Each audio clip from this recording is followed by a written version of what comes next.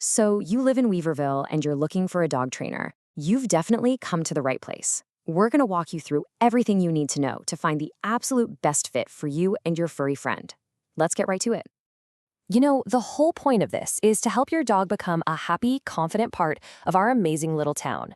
And a well-behaved dog isn't just a happier dog. It makes life better and more welcoming for everyone in the community, right? Okay, so why does a local approach even matter? Well, think about it. Good training goes way beyond just sit or stay. It's really about getting your dog ready for the stuff they'll actually encounter every single day, right here in Weaverville. Let's just picture it, okay? You want to be able to walk your dog downtown without any pulling or drama. Or what about when you're on a trail and a deer suddenly appears? You need them to stay calm. And of course, having a dog with good manners at spots like Lake Louise Park or the North Asheville Tailgate Market, that's the dream. That's exactly what good local training helps you achieve.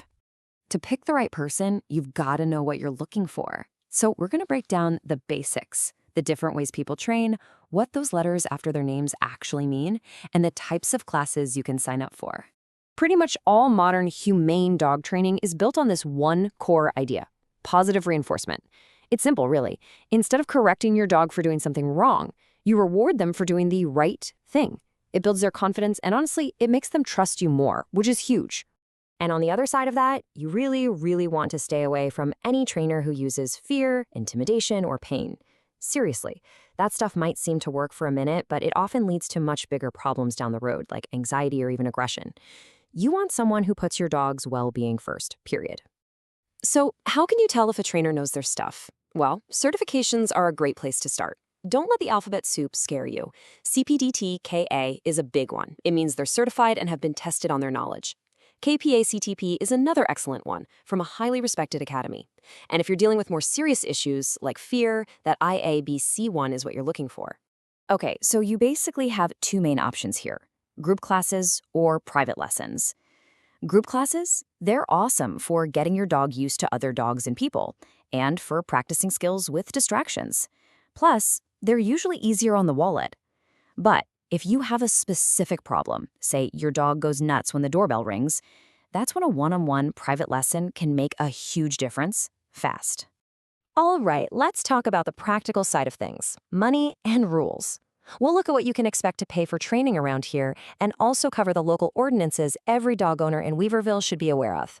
So here's a rough idea of what training costs look like in the Weaverville and Buncombe area. As you can see, a 6-week puppy class is a really accessible starting point. On the other end, something like a board and train, where your dog stays with the trainer, is obviously a much bigger financial commitment. This should help you figure out your budget. And just to give you a solid number to think about, a single 1-hour private lesson typically runs somewhere between $95 and $150. That's a good benchmark to keep in mind when you start calling around. Now, being a responsible dog owner isn't just about training. It's also about being a good neighbor. Here in Weaverville, there are a few key rules. First, your dog has to be on a leash, no longer than 6 feet, in any public spot. Simple enough. Second, that rabies tag, it's not optional, it's the law.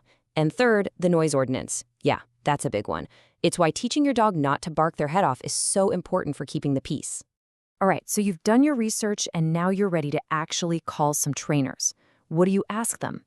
Think of it like a little interview. Having a few key questions ready will help you feel confident that you're making the right choice. This is question number 1.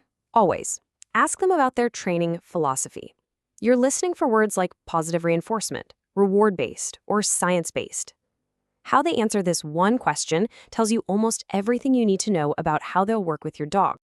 Next up, ask about their credentials and if they do any continuing education. You know, the science of dog behavior changes and improves all the time. A trainer who keeps up with the latest research is a trainer who's serious about their profession. It shows they're a true pro. And finally, make it personal.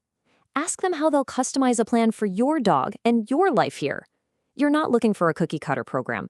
You want someone who listens to what you need, whether it's getting your dog ready for hikes on the parkway or just making your home a more peaceful place, and builds a plan around that. So, after all this research and training, what's the payoff? It's simple, really. You get a confident dog that you can actually enjoy your life with. And once you get going with training, you need to practice, right? So where can you go? Lake Louise is perfect for practicing loose leash walking. Want to work on your recall? the French Broad River Dog Park is the place to be. And for a real challenge with lots of distractions, you can't beat the trails off the Blue Ridge Parkway.